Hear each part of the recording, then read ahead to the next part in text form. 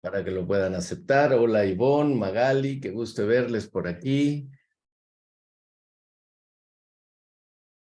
Ok, entonces hay situaciones en nuestra vida en las que las conversaciones son un poco más complejas, ¿de acuerdo? Y entonces les voy a presentar un modelo de competencias de inteligencia emocional aplicada a la solución de controversias. Y dentro de ese modelo de competencias de inteligencia emocional están las conversaciones cruciales. Entonces quiero darles una visión mucho más amplia para que, entendiendo el mundo en el que vivimos, podamos atravesar estas conversaciones cruciales, conflictivas, de controversia más complejas. ¿De acuerdo? Entonces ahí estamos. Ese es el modelito de competencia de inteligencia emocional que he preparado para ustedes el día de hoy. Tiene 4 cuadrantes: en sintonía con uno mismo, conservar el equilibrio, en sintonía con el otro y proporcionar soluciones ganar-ganar. Y fíjense que cuando uno está iniciando un proceso de interacción humana, primero tiene que estar en sintonía con uno mismo. Y yo siempre me imagino 2 parantes en un gran circo, ese parante de 50 metros, que los une una cuerda. Y entonces, tienes que tú ir de un parante al otro parante por la cuerda haciendo equilibrio. Para poner tu primer pie en la cuerda, necesitas estar emocionalmente consciente, cómo está tu estado emocional en ese momento, y también tener una evaluación precisa de quién eres, cuáles son tus rollos personales, cuál es tu estilo de pensamiento, etcétera, etcétera. Más vale que antes de poner el primer pie en esos 2 parantes, en uno, ¿no? En la cuerda que une esos 2 parantes, necesitas estar en sintonía primero contigo mismo. Una vez que has hecho eso, y dices, ya estoy consciente de mis emociones, y sé cuáles son mis fortalezas y mis debilidades, pones el pie en la cuerda y la cuerda se empieza a mover. Por lo tanto, ese primer paso necesita que conserves el equilibrio. Y conservas el equilibrio a través del autocontrol. Una vez que ya estás y te sientes cómodo en la cuerda y vas caminando, haciendo tu equilibrio, ¿qué sucede inmediatamente después? Empieza a la cuerda a moverse en desintonía con tu propio movimiento. Y esa falta de sintonía con tu propio movimiento es porque en el otro parante hay un ser humano que ha hecho en sintonía con uno mismo, ha puesto el pie en la cuerda que une los dos parantes, tú estás empezando por el un lado y el otro empieza por el otro lado, y entonces empiezas a tener problemas porque está cambiando el ritmo de la cuerda con tus pasos y los pasos del otro. En ese momento empiezan las conversaciones cruciales y necesitas estar en sintonía con el otro para que ninguno de los dos se caiga y definitivamente para que tú no te caigas. Así que empiezan a caminar, ya empiezan a estar en sintonía, cogen ritmo, 1, 2, 1, 2, en esas conversaciones cruciales, hasta que llegue el momento en que estás al medio y tú necesitas ir para allá y el otro necesita ir para allá. ¿Y ahora qué hacemos? ¿Cómo hacemos para cambiar de lugar y terminar nuestra tarea, que es para mí llegar a ese objetivo y para el otro llegar a este objetivo, sin que ninguno de los dos se caiga? Y entonces ahí es donde viene la negociación. Las conversaciones cruciales no aparecen de la noche a la mañana, sino que tienen todo un proceso, ¿no?, que implica cómo estoy yo conmigo mismo, cómo conservo el equilibrio cuando empiezo a operar en determinada tarea, cómo hago para estar en sintonía con el otro, que es con quien me voy a relacionar, y finalmente cómo hago para atravesar esa situación más compleja, que es la que ocurre cuando llegamos a la mitad de esta prueba que se llama atravesar de un parante al otro, ¿no? En el punto medio donde coincidimos. Y ahí tiene que ver en las relaciones de pareja, relaciones con el jefe, relaciones con el cliente, clientes internos o externos, relaciones con nuestros colaboradores, relaciones con nuestros pares, con nuestros amigos, con nuestros socios en la empresa, etcétera, etcétera, etcétera. Así que decidí prepararles este modelito para que vean dónde encaje y que hay muchas cosas por hacer, no solo la conversación crucial, y voy a presentar el modelo de las conversaciones cruciales para que vean cómo todo lo anterior también encaja. Entonces empecemos por ahí, conciencia emocional, y la competencia de conciencia emocional es la capacidad de reconocer nuestras reacciones emocionales. Alguien con conciencia emocional está consciente de sus propias emociones, comprende de dónde nacen, y entiende el impacto que tiene sus emociones en su desempeño. Y aquí, fíjense, Aristóteles en la Ética a Nicómaco tiene esta frase que me parece fundamental. Cualquier persona puede ponerte furioso, eso es fácil, pero estar furiosos con la persona correcta, en la intensidad correcta, en el momento correcto, por el motivo correcto y de la forma correcta, decía Aristóteles, imagínense la cantidad de años, eso no es fácil. Entonces, para ello quiero incorporarles la conversación sobre heridas de la infancia y los conflictos, ¿no?, que tenemos en el día a día. Y aquí tenemos las 5 heridas importantísimas de la infancia. ¿Qué decimos sobre ese niño interior herido? Decimos que parecemos niños con cuerpos de adultos, con actitudes berrinches e impulsos de niños de 4 o 5 años, y lo que ocurre es que cuando tenemos dolores, traumas, problemas emocionales que se quedaron como nudos en nuestra infancia, nos convertimos en adultos, crecemos físicamente, crecemos en edad, pero esa parte de nuestro niño traumado, adolorido, con conflictos emocionales, nunca crece y se queda en nuestro interior. Por eso yo separo el adulto intelectual, que es puramente, no, yo ya perdoné a mi padre, yo no tengo conflictos, ya resolví, y a ese niño que está dentro, que es el que se expresa emocionalmente con rabia, tristeza, miedo, asco, vergüenza, sorpresa, y también con alegría, porque el niño emocional también tiene su propia alegría. ¿Cuáles son las 5 heridas primarias? La herida del rechazo. Y ahora que estoy mencionando esto, ¿yo fui rechazada de pequeña? ¿Yo fui abandonada de pequeña? ¿Yo fui traicionado de pequeño? Imagínate una traición. Es cuando, bueno, la verdad que yo nunca quise tenerte como bebé, fuiste una casualidad, una coincidencia. Tremenda traición, ¿no? Rechazo cuando el padre le dice al hijo, ¿no?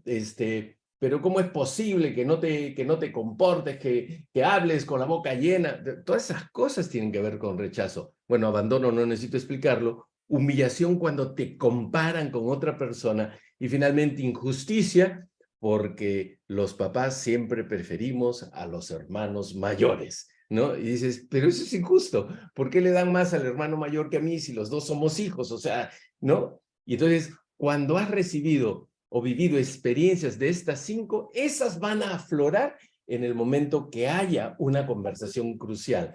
Y vas a empezar a proyectar en la persona con la que tienes la interacción tu herida de rechazo, tu herida de abandono, tu herida de traición, tu herida de humillación y tu herida de injusticia. Si no lo resuelves, no te das ni cuenta, porque lo que vas a hacer es victimizarse en cualquiera de estas 5 heridas y culpar al otro, y cuando empieces a culpar, le estás culpando a la herida del otro, que empieza a culparte a ti, y la conversación se convierte en una conversación conflictiva. Ya no es una conversación, es un conflicto, y no vamos a llegar a ningún sitio en los resultados que queremos, que es yo llegar al otro lado del parante y esa persona llegar al otro lado también del parante, porque cada cual tiene sus propios objetivos en la vida. Así que toma nota de estas 5 heridas para que luego puedas compartirlas a nivel de pequeños tríos, 6 minutos. ¿Cuál de las 5 heridas primarias te caracteriza más? ¿Cómo aflora esa herida en los conflictos interpersonales? ¿Ok? O sea, ya tú nunca me haces caso, abandono, ¿no? Pero ¿por qué me dices eso? ¿Qué te has creído? Rechazo o humillación. ¿Cuál de las 5 heridas te caracteriza más y cómo aflora esa herida en los conflictos interpersonales? Vamos a armar grupos de 3 ahora, 6 minutitos, directo a la vena, no se enrollen, ¿de acuerdo? Y acepten apenas los convoque, porque si no, lo que ocurre es que dejamos a personas solas en la sala, ¿de acuerdo? Entonces voy a crear las salas y las abrimos y voy a dar 6 minutitos para esta actividad. Muy bien, ahí va.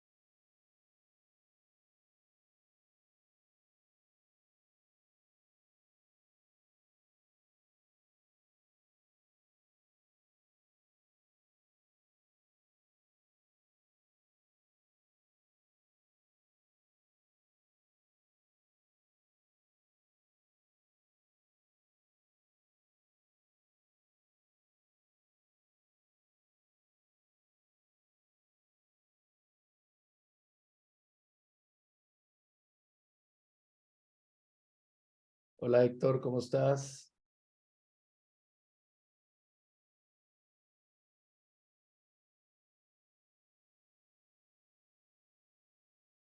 Hola Héctor, ¿cómo estás?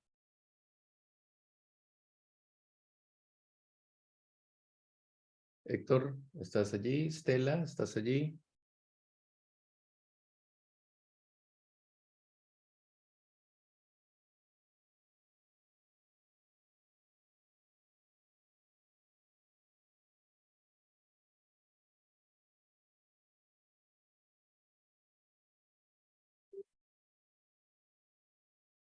Muy bien.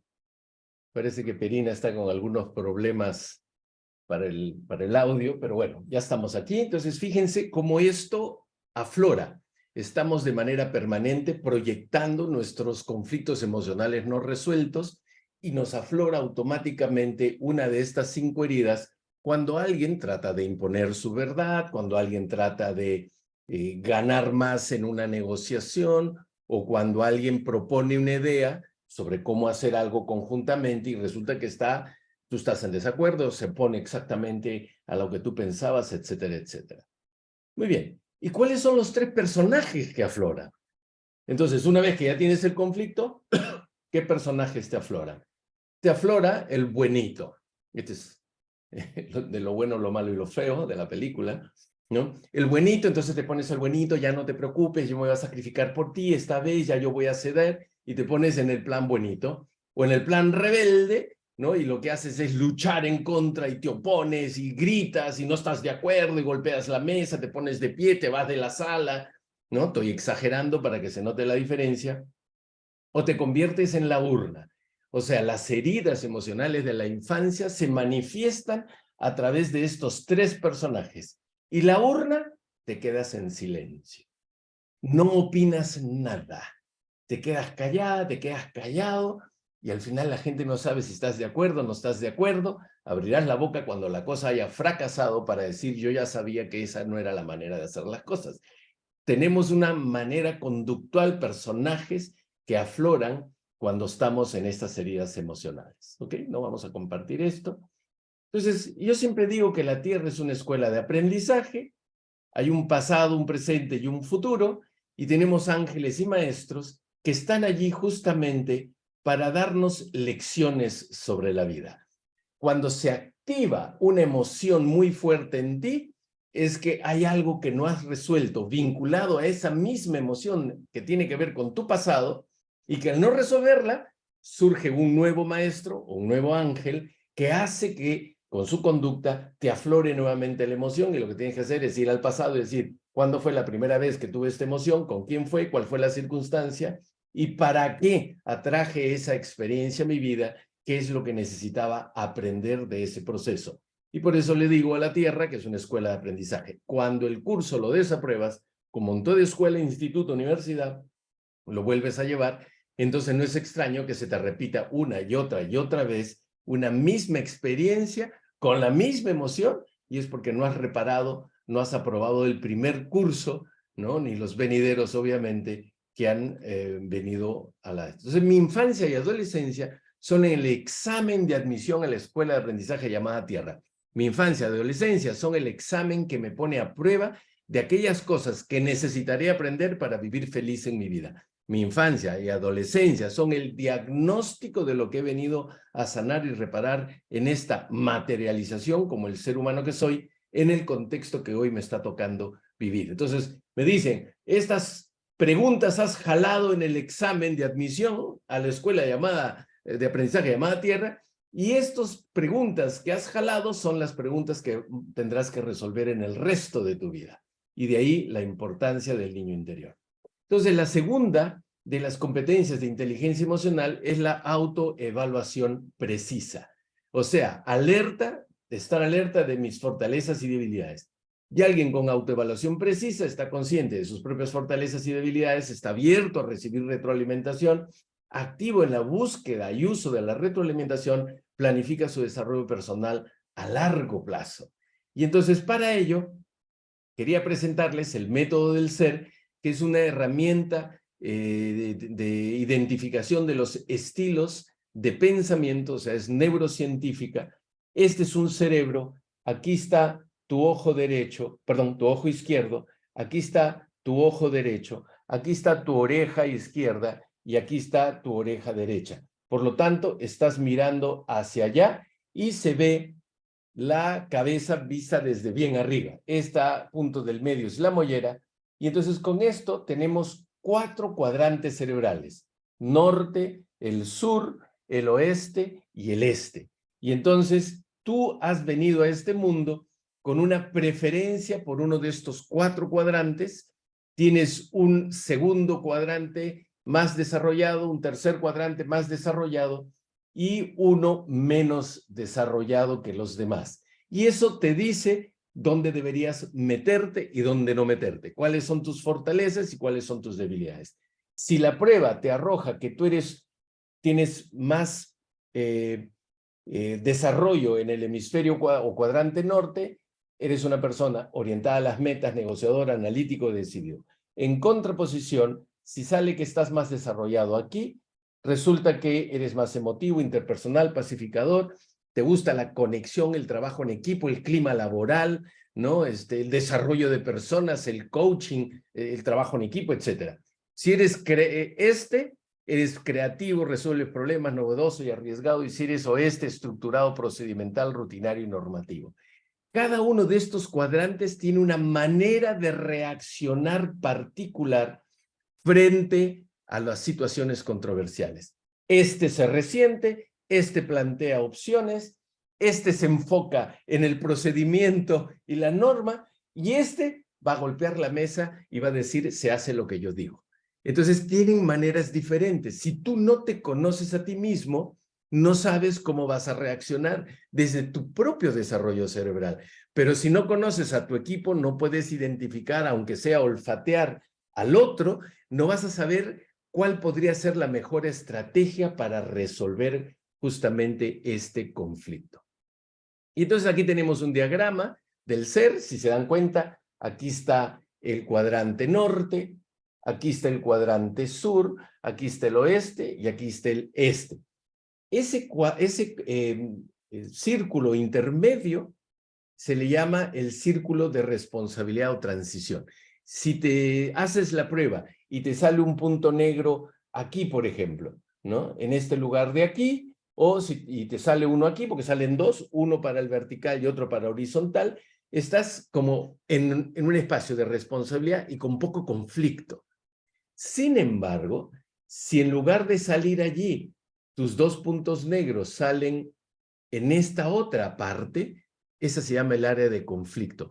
Estás exagerando. Si los puntos negros en la prueba te salen, por ejemplo, allí, de aquí, si te sale aquí, eres demasiado cabeza cuadrada. En el caso de aquí, es demasiado duro. Si tu punto te sale aquí, eres demasiado postergado, pero también resentido. Y si te sale allí, estás siendo demasiado creativo y nadie quiere con una persona tan dispersa, tan dura, tan cuadriculada o tan resentida o emocional. Entonces, importante el autoconocimiento para saber cómo abordarás el conflicto y si además tienes un equipo de trabajo o trabajas con un equipo o tienes hasta el jefe, saber cómo son los demás te ayuda a diseñar una estrategia adecuada para la resolución de conflictos. Y la prueba te arroja, por ejemplo, arroja 5 de estos cuadros: el espacio personal, el trabajo, la juventud, el adulto, creencias superficiales y creencias profundas,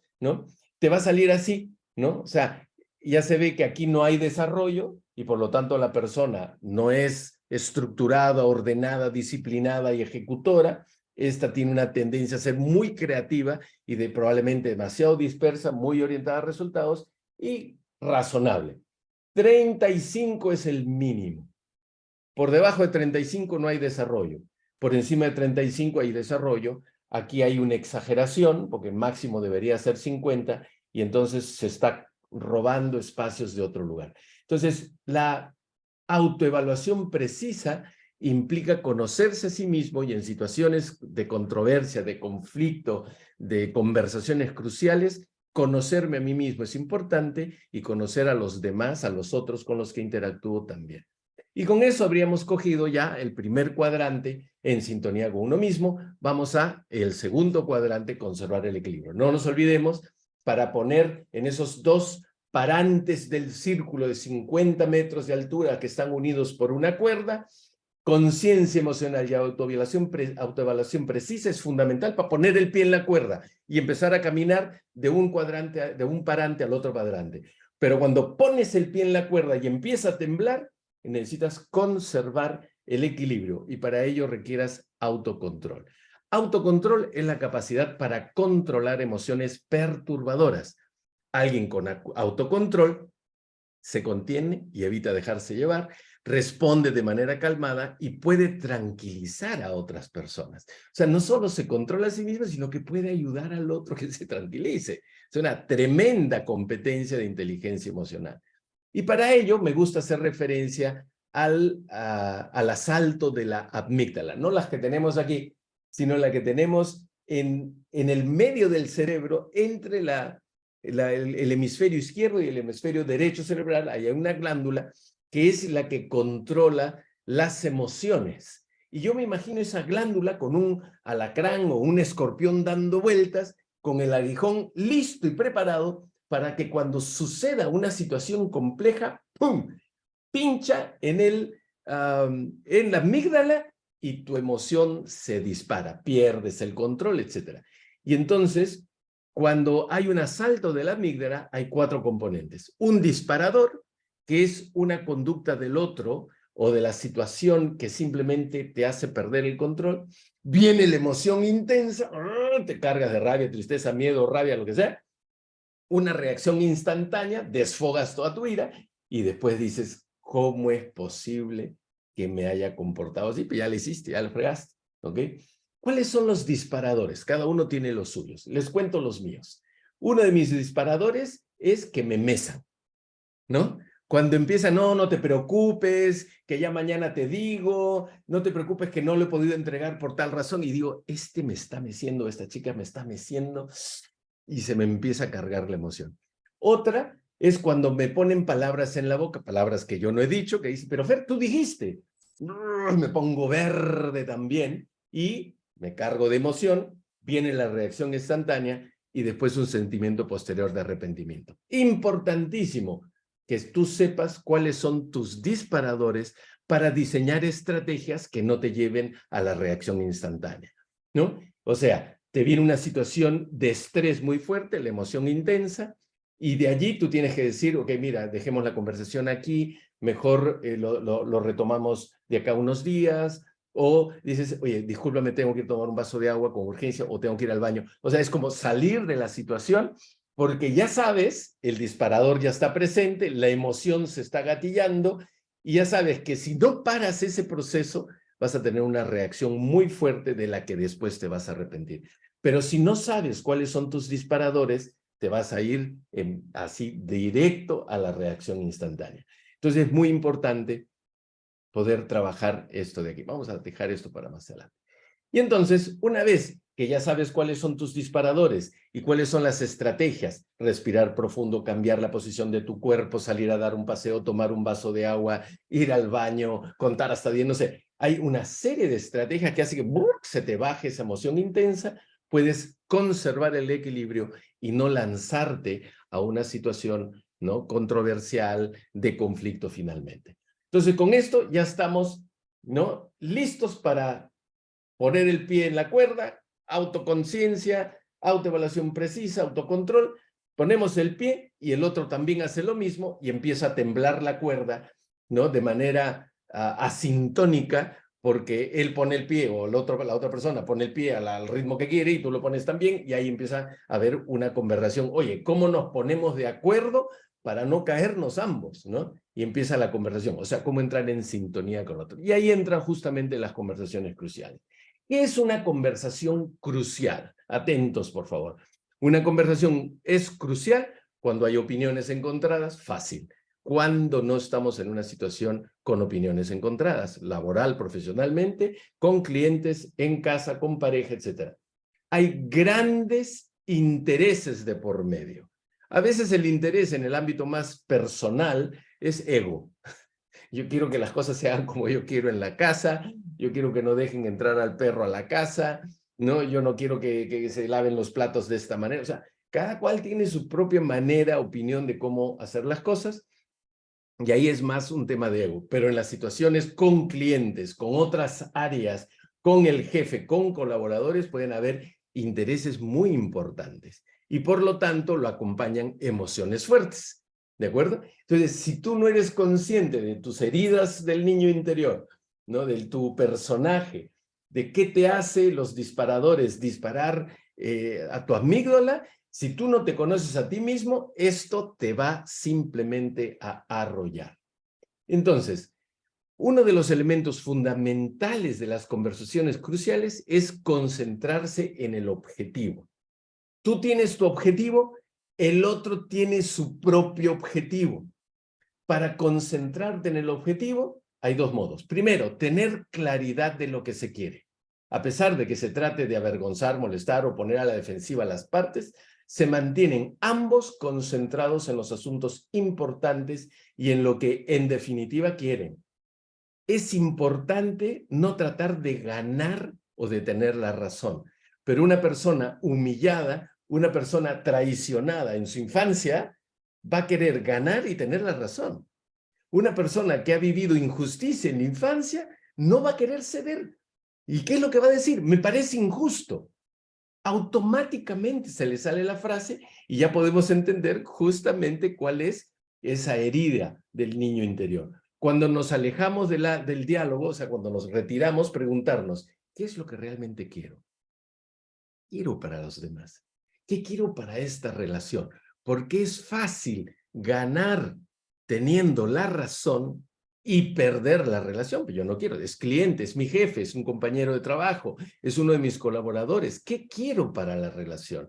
¿Qué quiero para el otro? ¿Y qué quiero también yo realmente? Segundo, no tomar decisiones indeseables, diciendo que, bueno, pues ya no hay otra opción, no hay otra opción. Entonces empiezas a forzar la máquina, propiciando acciones innecesarias como comportamientos violentos. El silencio es un comportamiento violento. Por eso dicen en las relaciones de pareja, es preferible pelearme que la indiferencia del otro. Y la indiferencia del otro es su silencio. Y entonces, ojo, detener toda posibilidad de hacer cambio. Ok, no, ya no vamos a hacer ningún cambio. Aquí queda. Hacer creer a los demás que son las únicas personas con el suficiente sentido común para para permanecer en silencio o que son las únicas personas con integridad. Bueno, ok, si tú quieres faltar a la integridad, quieres faltar a tu palabra y empiezas a tener y a tomar decisiones conductuales que afectan la relación. Entonces le disparas al otro emociones que no son parte del conflicto. Hay 3 elementos para gestionar una discusión o una conversación crucial. Primero, prestar atención al momento en que una conversación deja de ser rutinaria y se vuelve crucial. ¿Cómo me doy cuenta cuándo la conversación pasó de ser rutinaria a ser crucial? Señales físicas, presión en el estómago, ojos secos, me empiezo a ruborizar, ¿no? Empiezo a tragar saliva, o sea, algo está pasando ahí que me empieza a cargar. Señales emocionales, enojo, temor, sentimiento de haber sido ofendido, ojo con el niño interior herido, y señales comportamentales. Empieza el otro o tú a elevar la voz, empiezas a señalar o a hacer silencio, que son 3 formas de violencia finalmente, las 3. Segundo elemento, buscar señales de que la contraparte se está sintiendo en confianza. Digo, si se está sintiendo en confianza, no hay problema, no hay conversación crucial. Pero si está perdiendo la confianza, cuidado. Salte del calor de la conversación. O sea, cuando la cosa se empieza a poner alturada, no se dejan de hablar el uno al otro, tú siempre quieres tener la razón, déjame que te aclare. Todas esas conversaciones, que además son típicas del hemisferio o del cuadrante norte, dan señales de que la conversación está poniéndose candente. Recupera la ecuanimidad, entra de nuevo en la conversación, o sea, dice, a ver, ¿qué nos trae a esta conversación? ¿Qué es lo fundamental de esto que estamos conversando? Te sales del calor y te dejas de la emoción y dices, vamos a recuperar la ecuanimidad. Aclaras el objetivo común, propicias el respeto mutuo, y lo puedes mencionar, lo que más quiero es que nos llevemos bien y no perder la relación. Pide disculpas cuando sea conveniente. Oye, si en algún momento has sentido que estoy presionando demasiado, por favor, házmelo saber, te pido disculpas de antemano. Aclara, di lo que no estás tratando de decir y lo que efectivamente sí. ¿Por qué? Porque el otro ser humano tiene todos sus rollos emocionales metidos también como creencias en su cabeza y va a empezar a interpretar todo lo que tú haces y dices desde su mapa, no desde lo que tú quieres y de lo que estás tratando de decir. Y entonces aclara, di lo que no estás tratando de decir y lo que efectivamente sí. Tercer elemento, aplica el sistema CREEP. CREEP es una cuna en inglés. La letra C, comprometerse a buscar un objetivo común, ¿no? O sea, no desviarte del objetivo común, búscalo hasta que lo encuentres. Segundo, reconocer el cambio de estrategia. O sea, entender el objetivo ajeno. Dice, ok, creo que tengo que cambiar de estrategia, eso no me está funcionando, ¿no? Inventar un objetivo común. Si no es posible encontrarlo, inventen uno. Hacer mucho brainstorming. La idea es crear alternativas de solución que permitan satisfacer las necesidades de cada una de las partes. Imagínense en una negociación colectiva con el sindicato o el sindicato con la gerencia, una situación en la que apliques esta conversación crucial. Y este CREEP, ¿cuál es el objetivo común? Porque pareciera a veces que una de las partes quieren destruir la empresa. ¿Cuál es el objetivo común? ¿Qué es lo que pretendemos alcanzar? Y con estas 4 letras, comprometerse, reconocer, inventar y el brainstorming, podemos llegar finalmente a construir algo que nos una en lugar de separarnos. Importantísimo en las conversaciones cruciales, hablar, escuchar y actuar. Para hablar honestamente, sin dejar de ser respetuoso, es preciso tener confianza, o sea, confiar en la contraparte. Si la confianza está destruida, no vas a llegar a ningún sitio porque los dos se van a arrancar, ¿ok? Tener confianza, tú de decir lo necesario y a quien debe oírle, y de no herir al otro con lo dicho, ¿ok? Confianza en ti mismo, de decir lo necesario, ni un poco más, ni un poco menos, decírselo a quien debe oírlo y de no herir al otro con lo dicho, ¿ok? Ser humilde, entender que nadie tiene el monopolio de la verdad y que es posible cambiar de parecer si contamos con nueva información. Entonces, claro, entro a negociar con el sindicato, con la gerencia, y me sacan un tema que yo no sabía. Tener la humildad de cambiar ese parecer, dice, oye, interesante la nueva información que me estás dando, Bueno, con esto tendría que reevaluar, y no necesitas cerrar la conversación y la negociación. En ese momento puedes decir, ok, sobre la base de esta información, déjame procesar, déjame conversar, déjame analizar y regresamos. Y definitivamente tener experiencia en este proceso. Hay 5 destrezas para hablar con personas sensibles en conversaciones cruciales. Primero, comparte información con evidencias. Si no tienes las evidencias, ten mucho cuidado, porque puede ser algo que tú estás pensando, ¿no? Ayer mi esposa me decía, una chica se le ha muerto la tía y han gastado 18,000 soles en el entierro. Pobre, ¿por qué cobran tanto? Y yo empecé a sacar 2, 3 evidencias y me dice, está exagerando, ¿no? ¿Te das cuenta? Entonces, por suerte, no era una conversación conflictiva la que tenía mi esposa con esta señora, ¿no? Pero si hubiese tenido algo que ver mi esposa con esta situación, pudiese haber entrado en una discusión porque probablemente la persona se estaba victimizando y estaba ya siendo sensible. Evidencias para poder persuadir a los demás es preciso partir de hechos y no de historias, persuadir para ser escuchados. Cuenta una historia, así dará la impresión de que vale la pena escuchar lo que estás diciendo. O sea, una historia es alguna experiencia que hayas tenido en el pasado. Pregunta por los hechos e historias de interlocutor. Oye, y ahora que te cuento esto, ¿qué historia tienes tú de cosas que te hayan sucedido? Entonces la persona se siente escuchada, se siente involucrada en el proceso, como que la información y su propia experiencia valen la pena. Habla planteando lo tuyo como una posibilidad, no como la verdad. Por favor, no te quedes parado en tu razón. Y la última destreza, anima a que te pongan a prueba. No solo debemos invitar al otro a hablar, sino que debemos hacerlo de manera que se sienta seguro de expresar sus ideas, por muy controversiales que sean. Yo a veces utilizo una técnica de escucha activa, que es ponerme la mano en la barriga, ¿ok?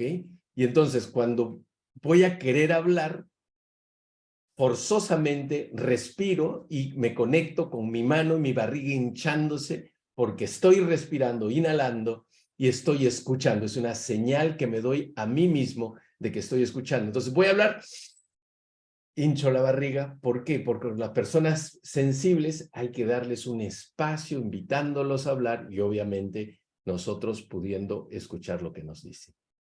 Para procurar que los demás compartan sus puntos de vista, pregunta, es la mejor manera de propiciar que los demás expresen sus puntos de vista. Refléjate en el otro, es decir, hacer las veces de espejo del otro, las posiciones corporales, ¿no? La manera como cruza los brazos o cruza la pierna, la manera como está sentado. Y cuando desde la programación neurolingüística nos leen así, automáticamente en el cinturón. Parafrasea, a ver, déjame explicarte si he entendido bien lo que me estás diciendo.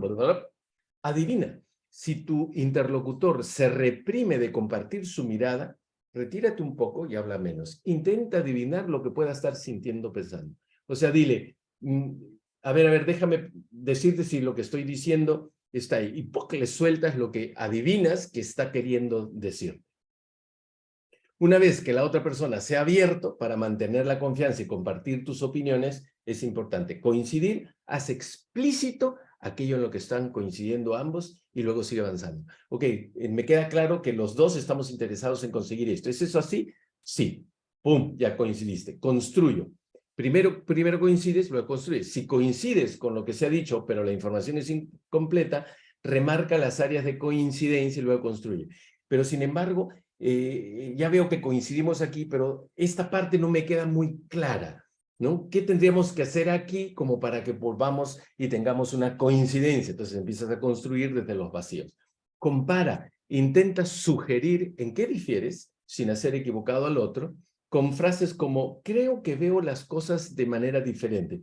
Déjame explicarte. Y ahí compartes tus observaciones, luego de haber escuchado, de haber estado en silencio. Y aquí tienes el modelo de conversaciones cruciales. Esto resume todo el trabajo de lo que he explicado desde el inicio. Primero, fíjense la importancia, trabajo personal. Por eso hemos hecho en el modelito de inteligencia emocional aplicado a la solución de controversias, necesitamos destrabarnos nuestros rollos personales, empezar con el corazón, que es esa voluntad que tengo de trabajar aquí. Gestiona tus historias. tus historias contigo mismo, pero también con la otra persona. No, ya sé, ya, este patita lo que está queriendo es destruirme. ¿De dónde sacaste esta historia? ¿Dónde están las evidencias? Pero claro, si vas con una historia muy específica a la conversación, menudo problema vas a tener, porque el otro va a empezar a recibir información que no tiene nada que ver con la conversación, sino con las historias que te has montado sobre el otro. Por eso una herramienta que se llama el Yo Gabriel, que es una herramienta de coaching, permite a uno gestionar justamente estas historias, pero sobre todo tomar conciencia. Porque las historias que yo tengo montado sobre otro, para mí son la verdad. No, es la pura verdad. Él está tratando de destruirme. Él está tratando de dejarme mal delante de la empresa.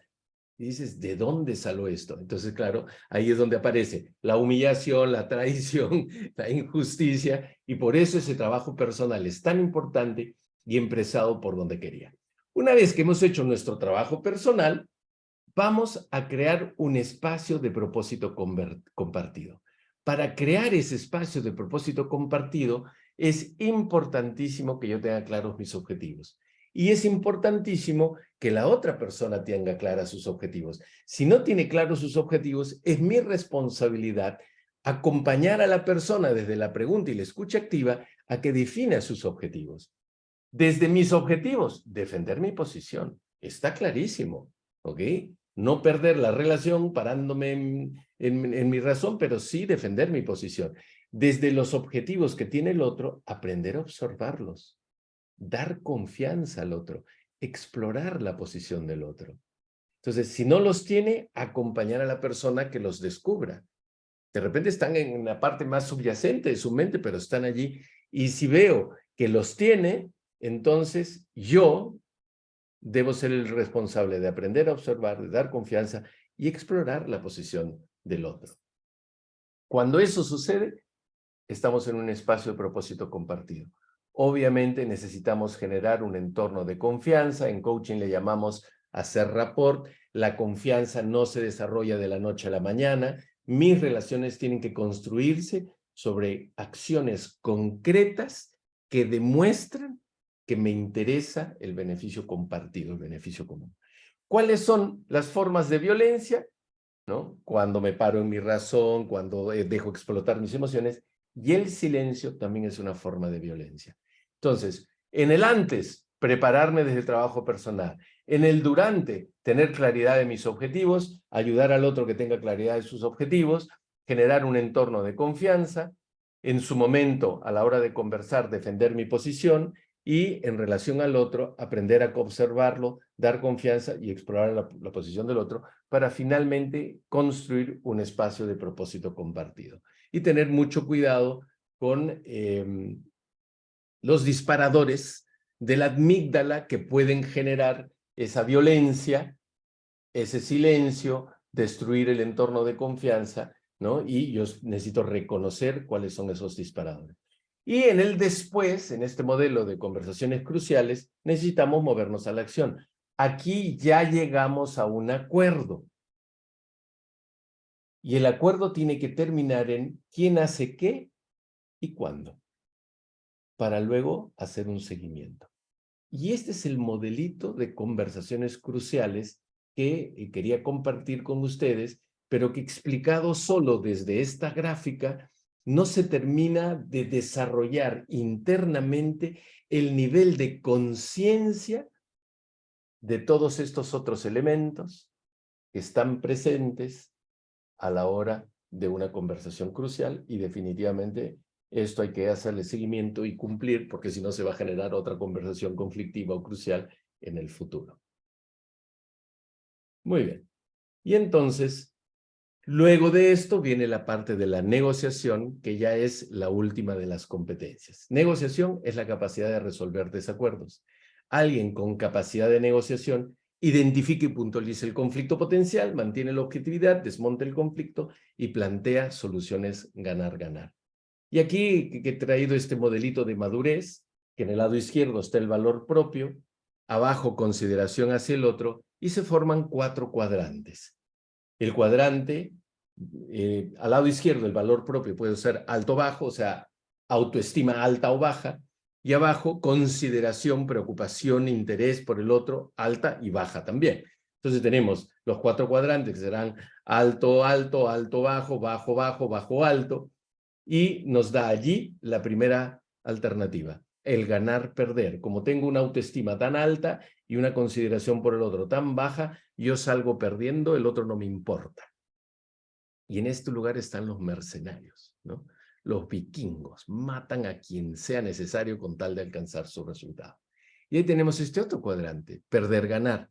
Yo pierdo, por lo tanto autoestima baja, ya no te preocupes, ya yo me sacrifico otra vez. Y el otro, ¿no? Como tienes una preocupación por el otro muy alta, le das a él o a ella el ganar. Y este es del samaritano, el buen samaritano. De ahí tenemos el ganar, ganar, ¿no? Donde autoestima alta, preocupación por el otro alta, esto es lo de los inteligentes. Y el último, que es valor o autoestima baja y consideración por el otro baja, no me importa si yo gano o pierdo, pero tú vas a perder de todas maneras. Al final todos terminamos perdiendo. Y esto pues es de los estúpidos, cualquier parecido con la política es mera casualidad. Así que ahí tienen ustedes este modelito de cómo construir a partir de las conversaciones cruciales, ¿no? Un ganar-ganar que es de inteligentes. Y ahí tenemos justamente todo el modelo de competencias de inteligencia emocional para la solución de controversias con estas, pues, 5 competencias importantísimas. Preguntas. Me abro a preguntas que puedan tener a partir de lo que he explicado. Tenemos poquísimos minutos, pero si alguien tuviera, levanta su manito y me abro esa posibilidad. Hola Silvia, ¿cómo estás? Qué gusto tenerte por aquí. ¿Alguna duda o pregunta? Obviamente estas son píldoras para generar interés.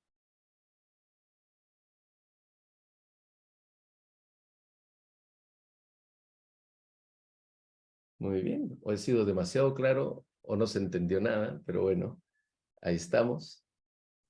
Ahí tienen mis redes sociales por si quieren seguirme. No. En mi página web, fernandogil.pe, tienen información sobre lo que he compartido ahora y muchas cosas más. ¿Alguien abrió su micrófono? Javier, adelante. Sí, Fernando, ¿qué tal? Buenas tardes, ¿cómo estás? Buenas tardes. Sí, a ver, de lo que más que todo te he entendido dentro de la matriz que estás planteando, veo que mayor realce o mayor información se tiene de la parte de las conversaciones de la negociación. Pero si bien es cierto, en el ámbito laboral, dentro de mi experiencia, a veces eso es muy chocante por las ambiciones que existen, tanto laboralmente como profesionalmente, ¿no? Pero tal vez uno puede entrar en el error del no tener el autocontrol debido a uno porque no encuentras el punto de una negociación pues, frente a eso y el tiempo está corriendo y las decisiones se van dando, las metas se tienen que estar cumpliendo. ¿Cómo manejar esas situaciones? Puedo tener una teoría muy bien definida, lo puedo tener bien claro, mi historia interna, digamos, identifico cuáles son mis gatillos que pueden determinar que mis impulsos que yo pueda reaccionar y de repente me puedo estar arrepintiendo. Ok, quiero autocontrolarme, pero no me va bien en la negociación. ¿Cómo hago? O sea, aquí hay como 2 factores que No sé si me interpreto deje en la entender, pregunta Fernando. que me haces. Sí, sí, sí, sí, por supuesto. Yo veo como que hay 2 factores. Primero es cómo hago para autocontrolarme, reconociendo que el otro está pues en otro lugar, ¿no? Sus intereses son cualquier cosa menos los que competen a esta conversación. Y entonces ese autocontrol Claro. necesitas hacer mucho trabajo interior. ¿Ok? Necesitas hacer muchísimo trabajo interior. Porque hay personas que están en situaciones como la que tú pudieras haber estado y 10 veces más fuerte y mantienen el control. Entonces no es una cosa de seres extraterrestres el mantener el autocontrol. Es de esa persona que ha hecho un súper buen trabajo de control de emociones, de sanación, mucho con el niño interior. ¿Ok? Ese niño interior herido, ¿no? Aflora. Por eso he explicado al inicio toda esta parte del niño interior, porque es sumamente importante. Ahora, ¿qué sucede si estás en una negociación, un área con la otra área, ¿no? Y se quedan las dos áreas paradas en su razón. Entonces ahí hay un tema cultural. donde se necesita buscar a lo largo del tiempo, días, semanas, meses, años, dentro de la cultura, una manera de interactuar, de integrarnos, de estar cerca los unos con los otros, porque cuando yo he almorzado, jugado un partido de fútbol, he compartido temas personales con el otro, difícilmente voy a entrar en un conflicto. Cuando el otro no lo conozco, no me interesa, entonces no tengo por qué ceder. Pero cuando veo que el otro es una persona que está cercana a mí profesionalmente, no digo a nivel amical, si es amical mejor todavía, la posibilidad de romper la negociación o de uno explotar en la conversación son menores. Entonces hay un elemento de trabajo personal muy intenso, lo que tú eres responsable, que eres tú sobre ti mismo, pero cuando se trata de que tú has hecho todo ese trabajo y el otro es el que no ha hecho su trabajo, ahí las gerencias de talento humano, desarrollo organizacional, de recursos humanos, son las responsables de construir una cultura muy basada en la confianza para que cuando venga la situación, esto ya esté desarrollado. Pero si no existe confianza, y para tener confianza en otro necesito conocerlo, si ni siquiera lo conozco, entonces no tengo ninguna, ni siquiera me importa el otro. No solo no tengo confianza, sino no sé quién es y me da lo mismo. Con tal de que yo saque lo máximo para mí, yo estoy feliz. Entonces hay un tema personal, de trabajo personal, que cada cual se tiene que responsabilizar por ello, y hay un trabajo del área de recursos humanos, ¿no? De talento, desarrollo, de trabajar una cultura sustentada en la confianza, en los espacios de propósito compartido, de valores compartidos, y eso es una labor que no es de la noche a la mañana, sino que puede tomar un cierto tiempo, ¿no? Gracias, ¿Había otra gracias, pregunta? Fernando. No, de nada, Javier. ¿Había otra pregunta por allí o alguien creo que levantó la mano, pero parece que no? Muy bien. Y entonces ya para cerrar, antes de la fotito, compartirle de nuestros programas abiertos al público, súper breve y pequeñito, ¿no? Tenemos 3 líneas de desarrollo en coaching, ¿no? La carrera en coaching para la gestión estratégica, la carrera en coaching ontológica y la de la programación neurolingüística.